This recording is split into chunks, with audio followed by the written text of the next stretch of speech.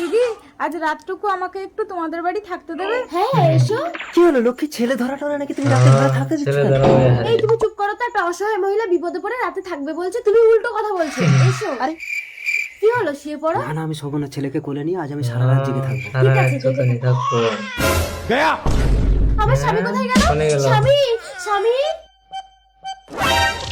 মহিলাটা তো নেই, তার মানে ওটা ছেলে ধরা ছিল না স্বামী ধরা ছিল। আমিও ঝাঁসি রানীর মতো ছেলে পিঠে বেঁধে নিয়ে যুদ্ধ করে স্বামীকে বাঁচিয়ে আনবো। আমাকে ছেড়ে দাও। না, প্রতি রাতে আমি একটা করে পুরুষ ধরে এনে তাদের অঙ্গ কেটে ছেড়ে দিই। কেন? একটা পুরুষ আমাকে ভোগ করে বিয়ে করেনি। ধরা নিয়ে গেছে। লক্ষ্মী, আরে আরে। কেঁদো না স্বামী, গাছের ডাল আবার গজিয়ে যাবে।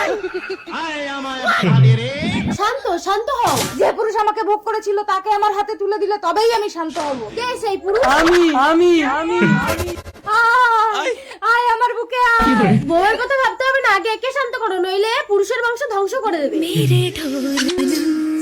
আমার কি হবে লক্ষ্মী? গাছের ডাল আবার গজিয়ে যাবে। গাছের তলা আবার বললে